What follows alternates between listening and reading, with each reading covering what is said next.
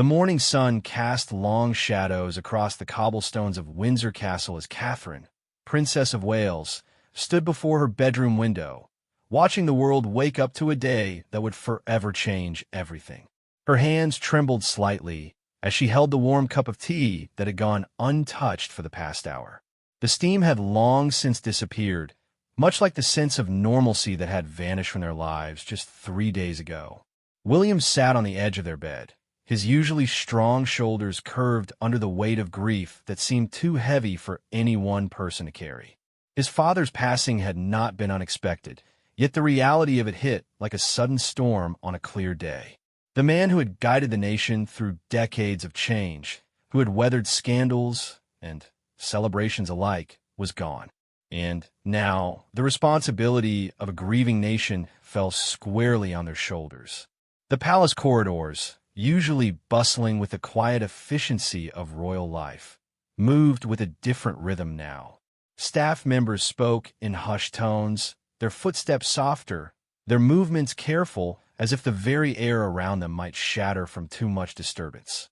Every protocol, every tradition that had been practiced for centuries, now carried the weight of finality. Catherine turned from the window, her eyes meeting William's across the room. They didn't need words to communicate the depth of their shared understanding. This was the moment they had both known would come, yet had hoped would remain distant. The crown that had once seemed like a symbol of future responsibility now felt like an immediate, crushing reality. "The children don't fully understand," Catherine said softly, her voice barely above a whisper. George, at 15, grasped the magnitude of what had happened, but Charlotte and Louis still asked when Grandpapa would return from his long journey. How do you explain to a child that some journeys have no return? How do you help them understand that the grandfather who told them bedtime stories and snuck them extra sweets would only exist now in memories and photographs? William stood slowly, crossing the room to stand beside his wife. Through the window, they could see the early morning preparations beginning. Television crews were already setting up their equipment along the long walk, their presence a stark reminder that their grief was not private. Every tear, every moment of vulnerability would be observed, analyzed, and shared with millions of people around the world. "We have a responsibility," William said, his voice carrying the weight of understanding that had been building within him since childhood. "Not just to the crown, not just to tradition, but to every person who will look to us for comfort in the coming days." The words felt strange on his tongue, too formal for the raw emotion he felt inside, yet entirely necessary for the role he was about to fully embrace. The previous evening had been a blur of meetings, protocol discussions, and constitutional requirements. Prime ministers from across the Commonwealth had called to offer condolences and discuss the transition of power. Each conversation, while respectful and necessary, felt like another layer of formality being wrapped around their genuine grief, making it harder to breathe, harder to simply be human in their loss. Catherine's phone buzzed with messages from her sister Pippa, her parents, and friends who wanted to offer support, but understood the unique isolation that royal grief brings. You can't simply collapse into someone's arms when the world is watching. You can't take a sick day from duty when that duty involves comforting an entire nation. The privilege of their position came with the price of public mourning, and today that price felt impossibly high. In a nursery down the hall, Louis was already awake, asking his nanny why everyone seemed sad. His innocent questions pierced through the formal atmosphere like sunlight through storm clouds. "When will Mama stop crying?" he had asked the night before, his small hand reaching up to touch Catherine's cheek. The simplicity of his concern, the pure love in his gesture, had nearly broken her composure entirely. The day ahead loomed like a mountain they would have to climb together. There would be meetings with government officials, discussions about funeral arrangements, and the delicate balance of honoring tradition while acknowledging the very real human cost of loss. Every decision would be scrutinized, every gesture analyzed for its appropriateness, its symbolism, its adherence to centuries of protocol. Yet beneath all the formality, beneath the weight of crown and duty, were two people who had lost someone they loved. William had lost his father, the man who had shaped his understanding of service and sacrifice. Catherine had lost her father-in-law, the man who had welcomed her into a family unlike any other, who had offered guidance and support as she navigated the complexities of royal life. The breakfast room, when they finally made their way downstairs, felt different. The usual morning newspapers lay folded on the side table, their headlines a mixture of respectful mourning and careful speculation about the future. Staff members bowed their heads as William and Catherine passed, their gestures carrying extra weight this morning. Everyone understood that they were witnessing history, that these were the first steps in a new chapter of the monarchy. George appeared in the doorway, already dressed in his school uniform, his young face serious beyond his years. He had inherited his father's sense of responsibility, understanding instinctively that his behavior today would matter in ways that went beyond typical teenage concerns. "Are you all right, Papa?" he asked, using the informal address that reminded them all that beneath the titles and ceremonies, they were still a family. William reached out to embrace his eldest son, feeling the strange comfort that comes from being needed by those you love. "We will be," he said, and in that moment he meant it. They would find a way to navigate this grief, to honor both the man they had lost and the people who needed their leadership. It wouldn't be easy, and it wouldn't be private, but they would do it together. The morning continued with a series of small rituals that felt both familiar and foreign. Tea was served in the same china that had been used for generations, yet every sip tasted different. The gardens outside remained beautiful, but their beauty felt distant, like something observed through glass. Even the dogs seemed to sense the change, staying closer to the family, their usual playfulness subdued. Catherine found herself thinking about the woman she had been just a week ago, planning summer holidays, and worrying about relatively simple things like Charlotte's piano recital and Louis's upcoming sports day. That woman felt like someone she had known in a dream, someone who had existed in a simpler time when the weight of the crown still belonged to someone else.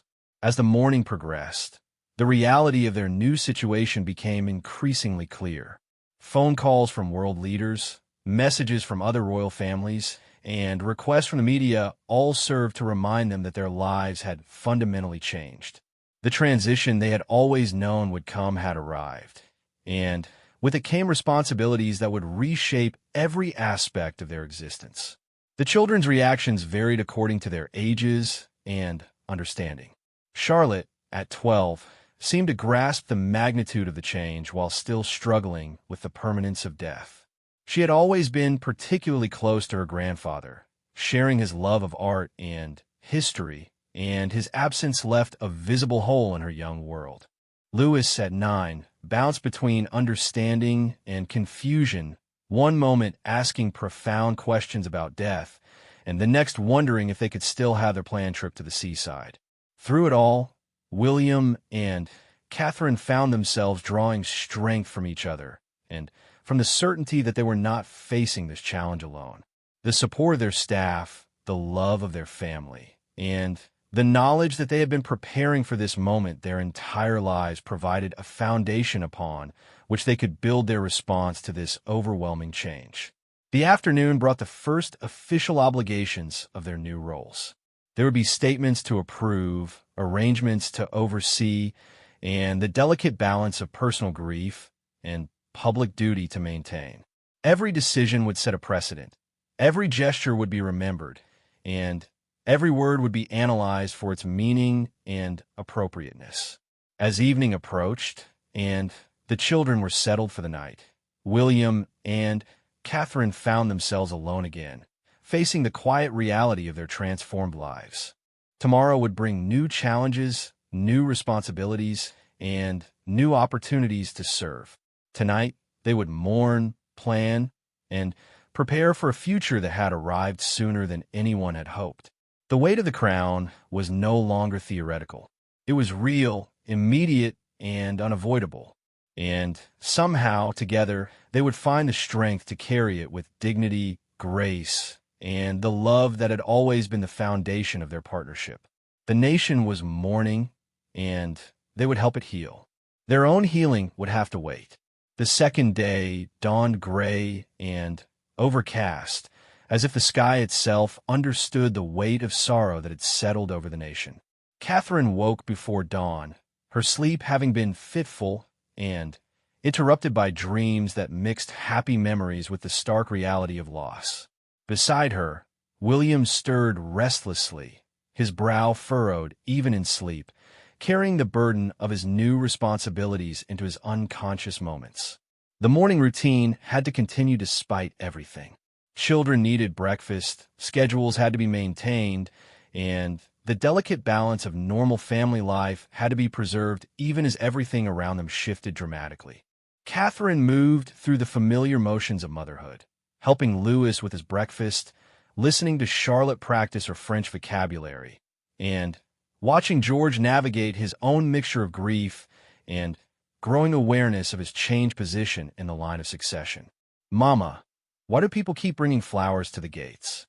Charlotte asked as they passed a window overlooking the growing memorial that had spontaneously appeared outside the palace grounds.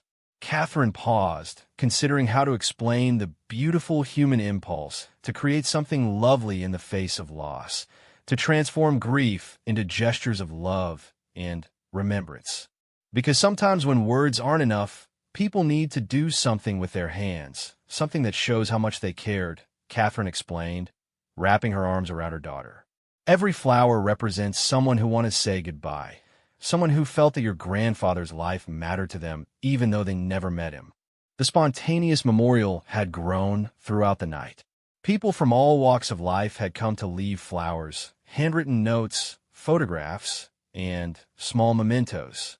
There were roses from formal gardens and wildflowers picked from roadside verges, expensive wreaths from dignitaries, and simple posies made by children. Each offering told a story, represented a life that had been touched by the man they were mourning. William spent the morning in meetings that felt surreal in their combination of profound constitutional significance and heartbreaking personal reality. Constitutional experts, government officials, and religious leaders all needed to coordinate the complex machinery of royal transition while respecting the family's need to grieve. Every tradition had to be honored, every protocol followed, yet somehow space had to be made for authentic human emotion. The Archbishop arrived mid-morning, his presence both comforting and a stark reminder of the religious ceremonies that would soon consume their days. He had known the family for decades, had baptized their children, and had provided spiritual guidance through various challenges. Now he would help them navigate the most public and profound loss of their lives, balancing the needs of personal faith with the requirements of national mourning. "The nation needs to see your grief," he counseled gently as they sat in William's study. "They need to know that you love them not just as a king, but as a father and grandfather. Your tears will give them permission to shed their own."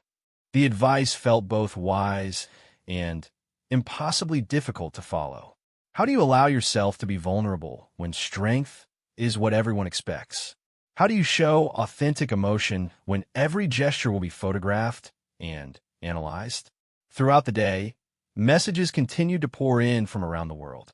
Presidents and prime ministers, celebrities and ordinary citizens, all finding ways to express their condolences and share memories of how the late king had touched their lives.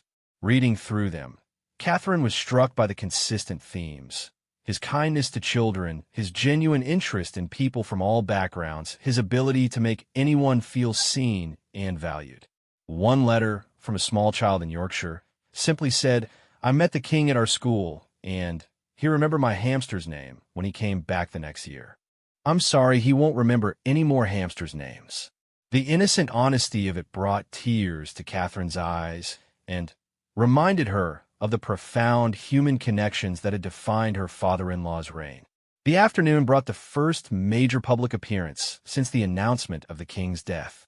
William and Catherine would visit the memorial outside the palace gates, would walk among the flowers, and speak with some of the people who had come to pay their respects. The prospect felt overwhelming, yet necessary. These people had loved the same man they were mourning. Their grief was as real and valid as the family's own. Preparing for the walkabout felt different from any other public engagement they had undertaken. Usually, such events were carefully planned, with routes mapped out and conversations anticipated. This time, they would simply step into the crowd's emotion and try to provide whatever comfort they could while dealing with their own overwhelming loss.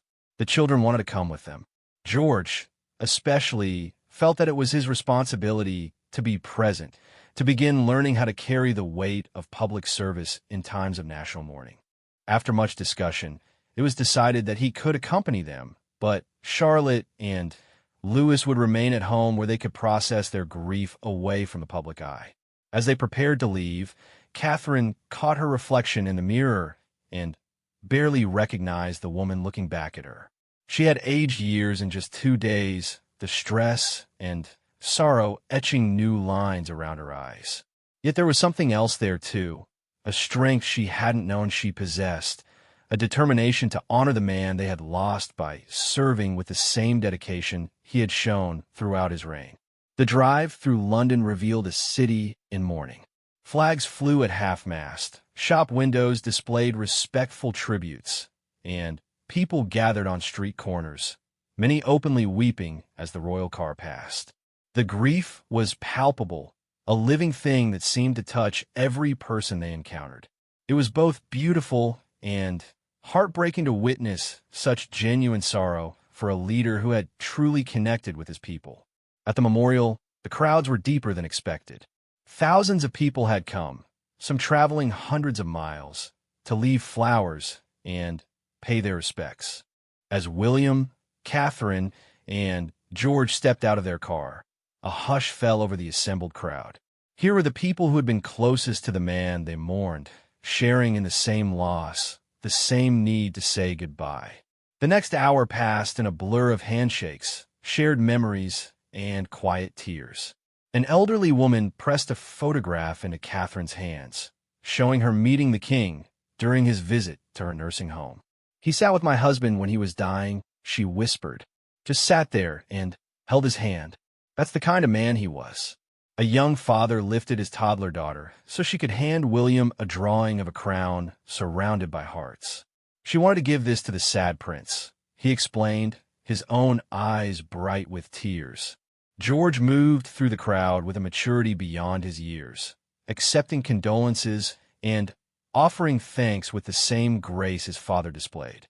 Watching him, Catherine felt a mixture of pride and sadness, seeing how quickly he was growing into his role while wishing he could have had more time to simply be a child before such responsibilities fell upon his young shoulders. The stories people shared painted a picture of a king who had never lost touch with his humanity despite the formality of his position. There were tales of unexpected kindness, of taking time to really listen when others might have simply moved on, of remembering small details that mattered enormously to the people he met. Each story added another layer to their understanding of the man they had lost and the legacy they were now responsible for continuing. One moment stood out above all others. A small girl, perhaps 6 years old, approached Catherine with a wilted daisy chain in her hands. "I made this for the king," she said solemnly, "but my mummy says he can't wear it now. Will you keep it for him?" Catherine knelt down to the child's level, accepting the simple gift with the same solemnity she would show to a state treasure. "I'll keep it safe," she promised, "and I'll remember that you made it with love." As they made their way through the memorial, the sheer volume of flowers became overwhelming. There were formal arrangements from governments and institutions, but also countless personal tributes, children's drawings, handmade cards, photographs, and small tokens of remembrance. The air was thick with the perfume of thousands of blooms and the quiet sounds of people sharing memories and offering comfort to strangers united in their grief. The return to the palace felt like re-entering a different world. The public portion of their mourning was complete for the day, but the private work of grief continued. There were still decisions to be made, arrangements to finalize, and the constant balance of honoring tradition while allowing space for authentic emotion. That evening, as the family gathered for dinner, the children shared their own reflections on the day. Charlotte had spent the afternoon writing a letter to her grandfather that she would never be able to send, while Louis had built a castle out of blocks and dedicated it to Grandpapa in heaven. Their innocent ways of processing loss served as reminders that grief takes many forms and that honoring the dead doesn't always require formal ceremonies. The day had marked a turning point in their journey through loss. They had stepped into their new roles as public mourners, as leaders of a grieving nation, and had discovered that their own grief, rather than being a weakness, had become a source of connection with the people they served. The flowers, the stories, the shared tears had all served to remind them that they were not alone in their loss, that the love they felt for the man they had lost was shared by millions.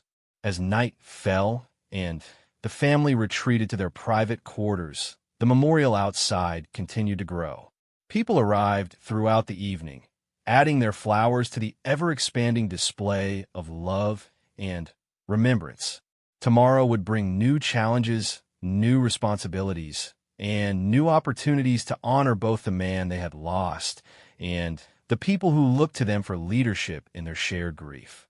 The nation was learning to mourn together, and William and Catherine were learning that their greatest strength lay not in hiding their pain, but in sharing it honestly with the people they were called to serve. In their vulnerability, they had found a new kind of strength, and in their tears, they had discovered a deeper connection to the hearts of their people. The third morning brought with it the harsh reality of funeral preparations and the weight of decisions that would define how a nation said goodbye to its beloved king. Catherine stood in the palace chapel, surrounded by centuries of history and the ghost-like presence of all those who had mourned here before. The space felt both intimate and overwhelmingly vast, much like the grief that had settled into every corner of their lives. William paced the length of the chapel, his footsteps echoing off ancient stones as he wrestled with choices that seemed impossible to make. Every detail of the upcoming funeral would be scrutinized, remembered, and compared to ceremonies of the past. The balance between honoring tradition and making the ceremony authentically meaningful to their family felt like walking a tightrope while the world watched below. He wanted to reflect the people he served, Catherine said softly, her voice carrying in the quiet space. Not just the pomp and tradition, but the ordinary moments that made him who he was. She was thinking of the stories they had heard from the crowds, the small acts of kindness that had defined his character far more than any state function ever could. The funeral committee had presented them with a detailed plan that followed centuries of precedent, every moment choreographed according to protocols established by generations of royal ceremonies.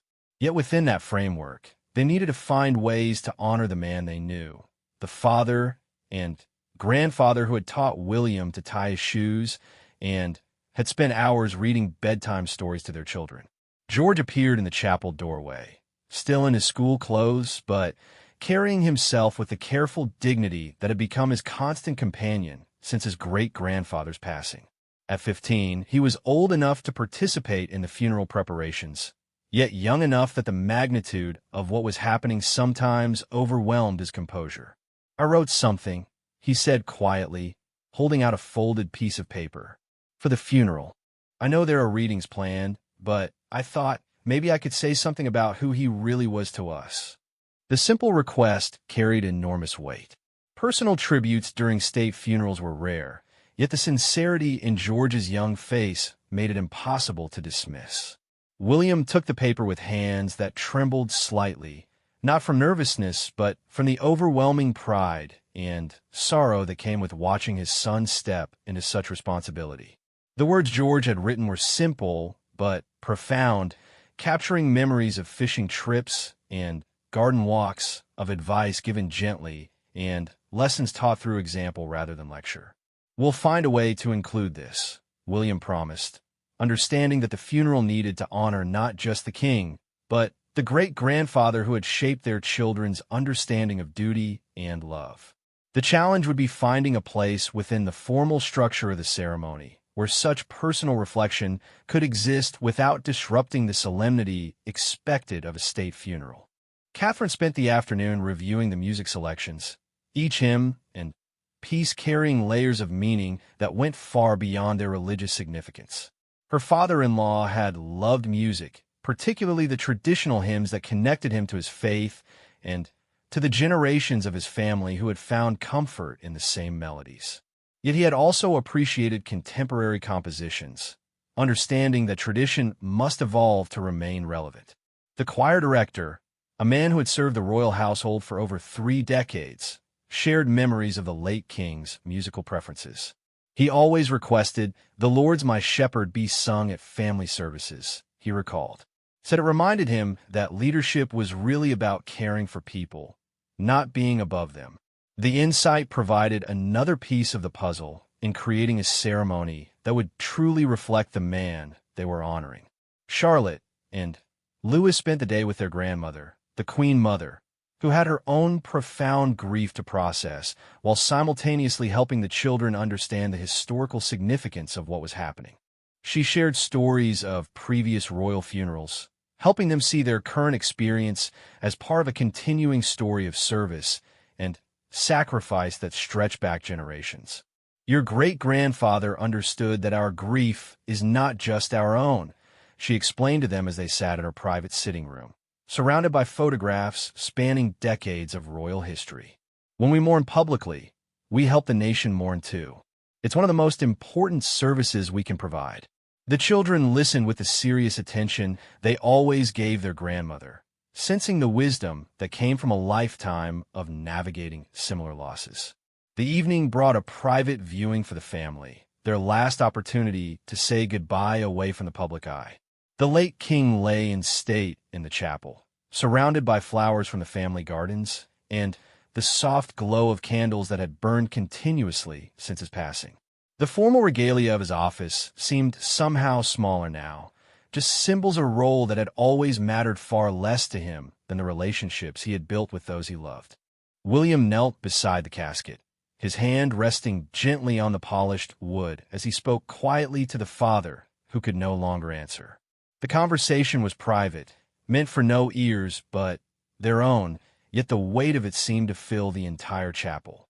Generations of kings and queens seemed to bear witness as the son prepared to fully assume the role that had been his inheritance and burden since birth. Catherine stood with each of the children as they said their own goodbyes, helping them navigate emotions that were too big for young hearts to carry alone. George spoke with the formal dignity that came naturally to him, while Charlotte whispered secrets she had been saving to share. Louis simply placed his small hand on the casket and said, "See you later, Grandpapa," with the innocent faith that death was merely another kind of journey. The night was filled with final preparations that would ensure the next day's ceremony honored both the man and the crown with equal dignity. Messages continued to arrive from world leaders who would attend the funeral, each bringing their own memories of diplomatic encounters and state visits that had shaped international relationships over decades of service. Catherine found herself thinking about the woman she had been when she first joined this family, nervous and unsure about her place in such an ancient institution. Her father-in-law had been the one to welcome her with genuine warmth, to help her understand that being royal was not about perfection, but about service, not about being above people, but about being useful to them. "He taught me that the crown is not a privilege to be enjoyed, but a responsibility to be carried," she told William as they sat together in the quiet of their private quarters. "Tomorrow, we help the nation understand that lesson too." The funeral would mark not just an ending, but a beginning, the moment when the next generation formally accepted the weight of service that would define the rest of their lives. The final details fell into place as the night progressed. Representatives from governments around the world confirmed their attendance, while security teams coordinated the complex logistics of protecting hundreds of dignitaries while allowing the British people access to mourn their king. The balance between security and accessibility reflected the same tensions that had defined the late king's entire reign. The constant effort to remain connected to ordinary people while fulfilling extraordinary responsibilities. In the children's bedrooms, the evening routines continued much as they always had, providing anchors of normalcy in the midst of overwhelming change. Stories were read, prayers were said, and goodnight kisses were exchanged, small rituals that reminded the family that love persists even in the face of loss, that some things remain constant even when everything else shifts.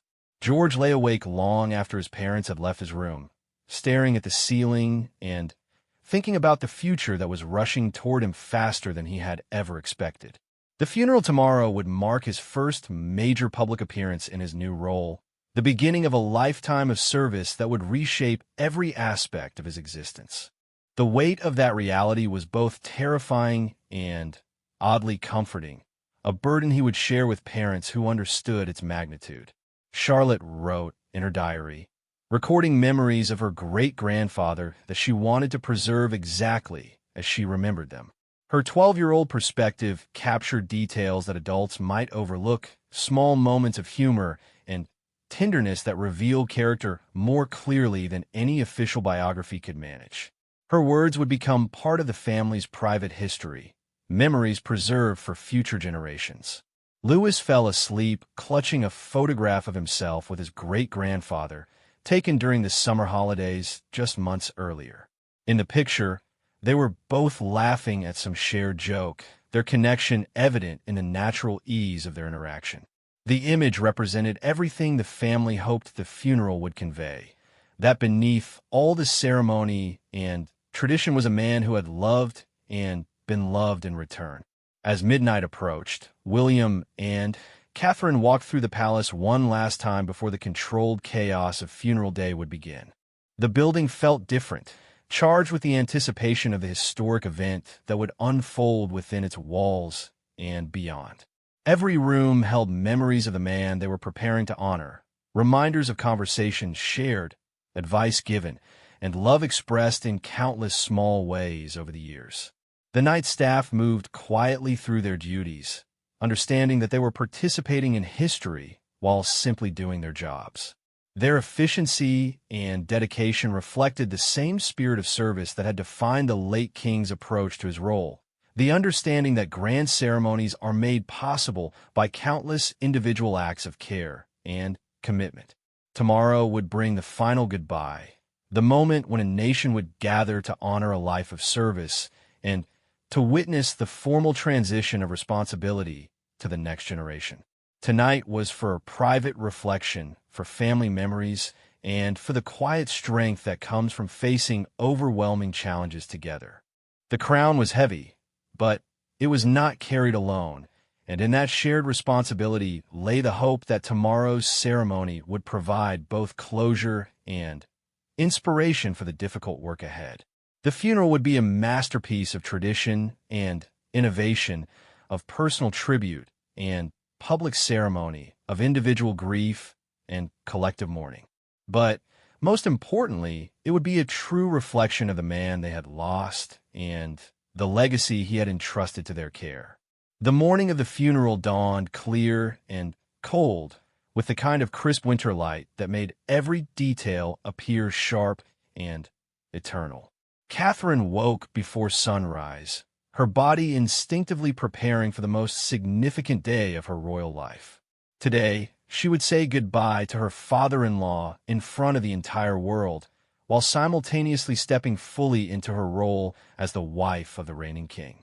William stood at their bedroom window, already dressed in his formal military uniform, watching the early morning preparations in the courtyard below. Soldiers moved with precise efficiency, their rehearsed movements a testament to weeks of preparation for this moment. Every step had been choreographed, every possibility anticipated, yet the emotional reality of what they were about to experience remained impossible to fully prepare for. The children were unusually quiet as they prepared for the day, each processing the magnitude of what lay ahead in their own way. George adjusted his formal attire with the careful attention to detail that had become his constant companion since accepting his new responsibilities. Charlotte chose her grandmother's pearl necklace, wanting to carry something that connected her to the family's history. Louis simply asked if Grandpapa would be able to see him from heaven, a question that hung in the air with the weight of innocent faith. Breakfast was a quiet affair, the family gathering around the familiar table one last time before their lives would be forever changed by the day's events. The formal ceremonies would mark the end of one era and the beginning of another, but this moment belonged to them alone, a final private goodbye before their grief became a public performance of strength and dignity. The Archbishop arrived as the family finished their morning meal, his presence both comforting and a stark reminder of the religious ceremony that would soon consume their day. He had been a close friend of the late king, sharing not just formal religious duties, but also private conversations about faith, doubt, and the challenges of serving others while managing one's own spiritual journey. Today, we celebrate a life well lived, he said gently as they gathered in the chapel for a private prayer before the public ceremonies began.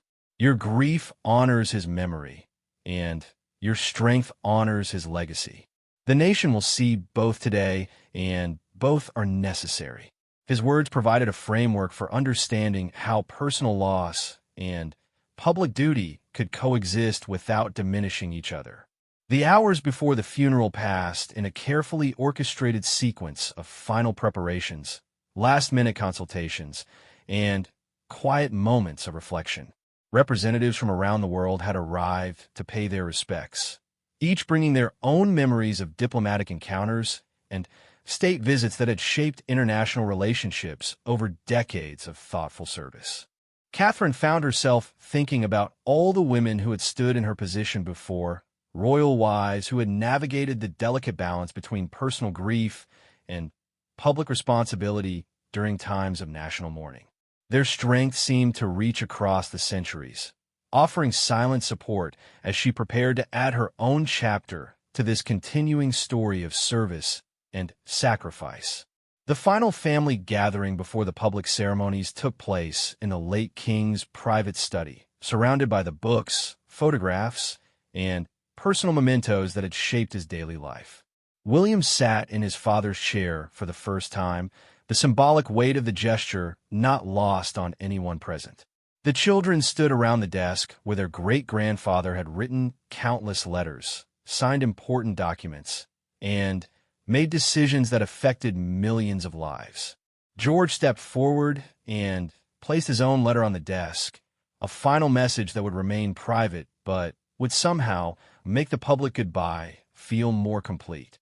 His gesture inspired Charlotte to add her own drawing and Louis to leave a small toy soldier that had been a favorite gift from their great-grandfather. These small offerings transformed the formal space into something deeply personal, a family altar where love and memory intersected. As the time for departure approached, the family gathered in the palace courtyard where the funeral procession would begin. The sight that greeted them was both breathtaking and overwhelming.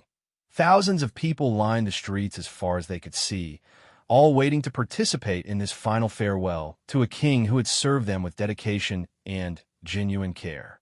The casket, draped in the royal standard and topped with the crown, sword, and scepter of state, sat on the gun carriage that would carry it through London to the cathedral.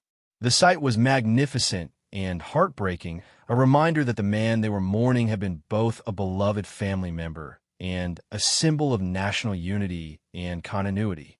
William took his place behind the casket, his face composed, but his eyes reflecting the deep emotion he carried. Catherine walked beside him, her presence a source of strength as they prepared to follow their beloved father and grandfather on his final journey. George joined them, his young shoulders squared with determination, while Charlotte and Louis rode in the carriage with their grandmother, understanding that their participation was both an honor and a responsibility. The procession through London was unlike anything the city had witnessed in generations. Every street was lined with people who had come to pay their respects, many having traveled hundreds of miles and waited for hours to be present for this moment.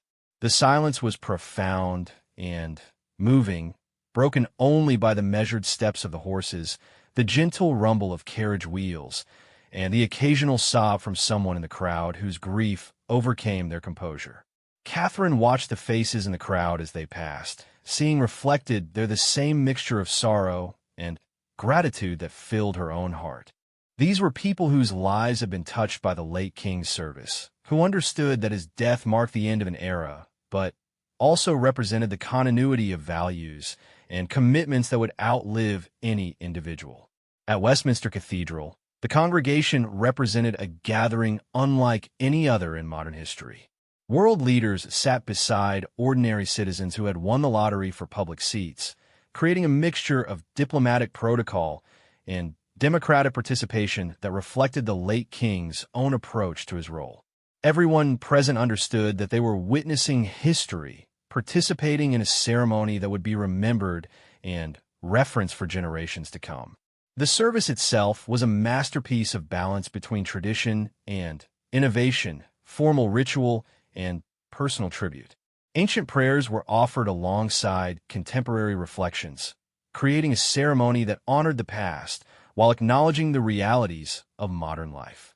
The music, carefully chosen to reflect the late king's own preferences, filled the cathedral with melodies that had comforted generations of mourners while speaking directly to contemporary hearts. When George rose to deliver his personal tribute, the cathedral fell into absolute silence. His words, simple and heartfelt, painted a picture of a great-grandfather who had been patient with childish questions, generous with his time, and consistent in his demonstration of how service to others could be the highest expression of love. The sight of the 15-year-old boy speaking with such poise and genuine emotion moved even the most experienced diplomats to tears. The Archbishop's sermon focused on the late king's understanding of leadership as service, drawing connections between his private character and his public duties that helped the congregation understand why his death had touched so many lives around the world. His word provided a framework for understanding how personal virtues could be expressed through public service, how individual character could shape national identity. As the ceremony progressed, Catherine found herself alternating between profound sadness and overwhelming gratitude. The sadness came from the finality of saying goodbye to someone who had shaped their family's understanding of duty and love. The gratitude emerged from witnessing the impact of a life well lived, seeing how one person's commitment to service had touched millions of lives and created a legacy that would continue long after his death. The final hymn, "The Lord's My Shepherd," filled the cathedral with voices united in both grief and hope. The familiar words provided comfort while acknowledging the reality of loss, creating a moment of shared humanity that transcended the formal protocols of the ceremony. In that moment, every person present was simply someone who had lost someone they respected and loved. The committal at Windsor Castle was smaller and more intimate, limited to family and close friends who had shared the most personal aspects of the late king's life. The setting, in the chapel where he had worshipped regularly and where several of his grandchildren had been baptized, provided a sense of continuity and peace that balanced the grandeur of the public ceremony. As earth was scattered on the casket and final prayers were offered, the reality of their loss became absolute and irreversible. Yet somehow, the ceremony had transformed their grief into something larger and more meaningful, connecting their personal sorrow to a national moment of reflection and renewal. They were no longer mourning alone. They were sharing their loss with millions of people who had found meaning and inspiration in the life they were honoring. The reception that followed provided an opportunity for the family to receive condolences from the world leaders and dignitaries who had traveled to attend the funeral. Each conversation, while brief and formal, carried its own weight of diplomatic significance and personal connection. Stories were shared, memories were honored, and commitments were made to continue the work that had defined the late king's approach to international relations. As evening approached and the last guest departed, the family gathered once more in their private quarters, exhausted but somehow at peace. The most difficult day of their lives had been completed with dignity and grace, providing the nation with a meaningful way to say goodbye while marking their own transition into new roles and responsibilities. William stood once more at the window of their bedroom, looking out over the palace grounds where crowds had gathered to mourn and celebrate. The memorial of flowers continued to grow, a living testament to the love and respect that had been earned through decades of faithful service. Tomorrow would bring new challenges and responsibilities, but tonight belonged to quiet reflection and the beginning of healing. Catherine joined him at the window, their hands finding each other as they had so many times throughout this difficult journey. They had discovered that their greatest strength lay not in hiding their vulnerability, but in sharing it honestly with each other and with the people they served.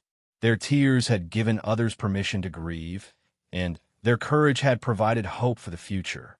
The children, finally, allowed to simply be children again, had fallen asleep quickly, exhausted by the emotional weight of the day, but somehow more secure in their understanding of their place in the continuing story of their family service. They had witnessed history and participated in it, learning lessons about duty, love, and the connection between personal character and public responsibility. As the night settled over the palace, the family began the long process of healing that would define the weeks and months ahead.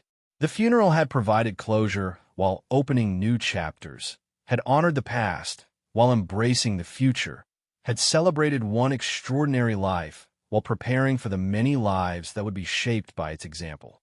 The nation had mourned together, and in that shared grief had found renewed appreciation for the values and commitments that transcended any individual reign. The crown had passed to new hands, but the dedication to service that it represented remained constant, a living legacy that would continue to inspire and guide future generations. William and Catherine had delivered a farewell of strength and sorrow, showing the world that leadership in the modern age required both competence and compassion, both dignity and humanity. Their success in balancing these seemingly contradictory demands provided hope that the monarchy would continue to evolve and remain relevant while honoring the traditions that gave it meaning and purpose. The funeral was over, but the work it represented would continue for decades to come. In their tears and in their strength, in their private grief and their public service, William and Catherine had demonstrated that love and duty were not opposites, but partners, working together to create a legacy worthy of the man they had lost and the people they had promised to serve.